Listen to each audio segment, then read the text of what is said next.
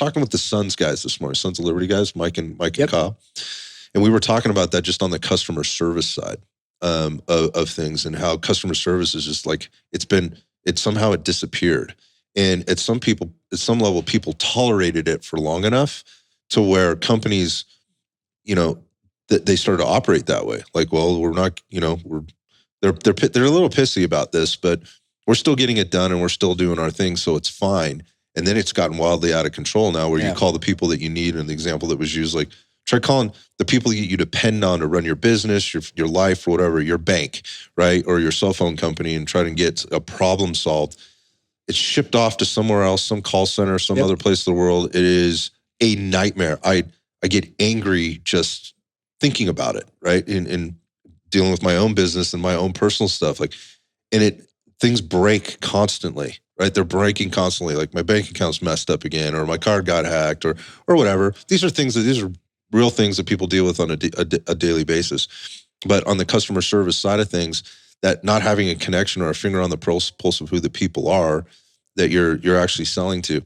So the shift in the marketing and kind of how it's being shown, again, going back to innovation, I don't think it's innovative. Like, whatever Taylor's doing, I think she's doing a really great job. And by the way, Taylor, if you're listening to this, you heard it. Buck said you have to come on the show. So you just got voluntold, and I'm going to hold She's both of you not allowed to hide anymore. Yeah, cool.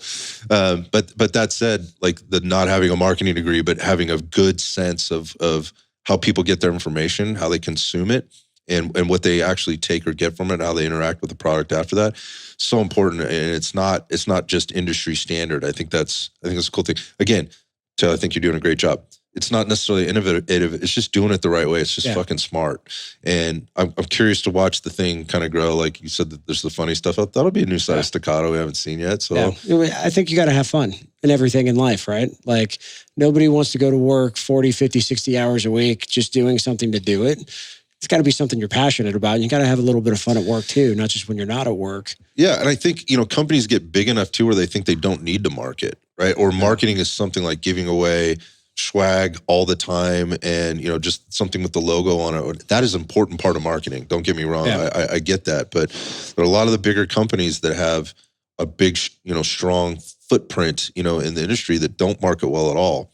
And I don't think they have a good handle on their consumer. They don't go to shows. They don't go out to see their people, or it's the same guy you've been seeing for however long. And I think that's a mistake. And I think that's going to catch up with them as Staccato and other companies are figuring this out, because I do believe the consumer does want to know who their stuff is coming from.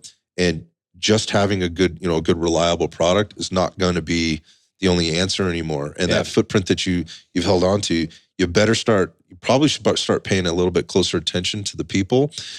And I'm a little bit passionate about this because, like, when we go to places and we see places like, I had the good fortune of being invited to some conventions, some police officer association things and whatnot. And those companies aren't there, right? They're not there. Yeah. There's equipment companies and things there, but the firearms companies, they don't show up. They're not there. Those are the people that are buying the shit from you or depending on your product to do stuff. How are you getting your feedback? Like, where does that actually come from? Maybe they're doing stuff I don't know about. I'm sure they are. Yeah. Right. But I don't know. But my point being is, you're expecting this person to buy your product. Why? And if you don't start changing, your communication and how you're communicating to them, people like Staccato are probably going to step into your territory, and they're going to piss you off. And then you're going to be scrambling. Then you're going to hire the girl with the marketing degree who worked at Kentucky Fried fucking Chicken. Exactly. To come and doesn't own a gun, doesn't like guns, doesn't want anything to do with it, but loves your paycheck. Yes. Yeah. Yeah. And I think that really ties back into the beginning of, like, company culture is everything.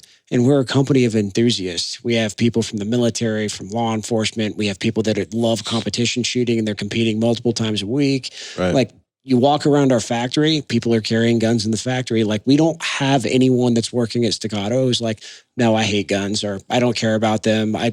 Legally, illegal, I don't care either way. Like, we've built a company culture around passionate people around what we're doing. And it's become this huge magnet now where there's people that I became friends with as a sales guy, 5 years ago, that were law enforcement dudes or military guys who have now retired, and they're working for me.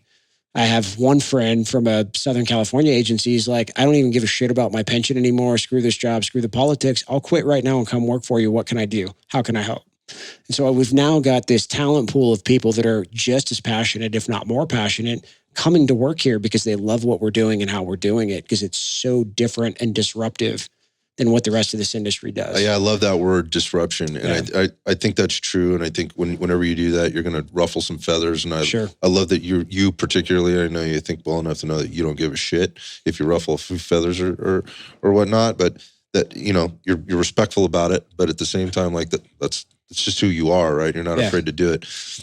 Going back to the people and the passion and the enthusiasm that they have for the actual thing, right? Which is shooting, right? Their Second Amendment rights, right? Their ability to make a product that goes into the hands of somebody that uses to defend themselves or, other people.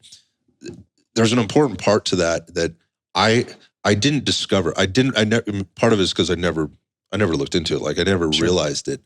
I didn't care, I don't think. I was just more into the thing. But then again, going back to like, I care who I get my stuff from.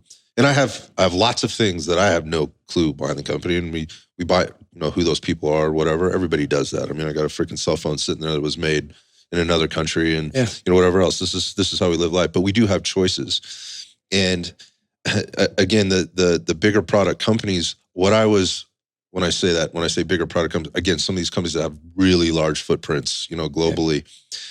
One of the things that shocked me and I was so disappointed by was to learn that, going back to this marketing piece, because I think it's tied in, is that there are lots of places that have people that run those companies that hate guns. Yeah.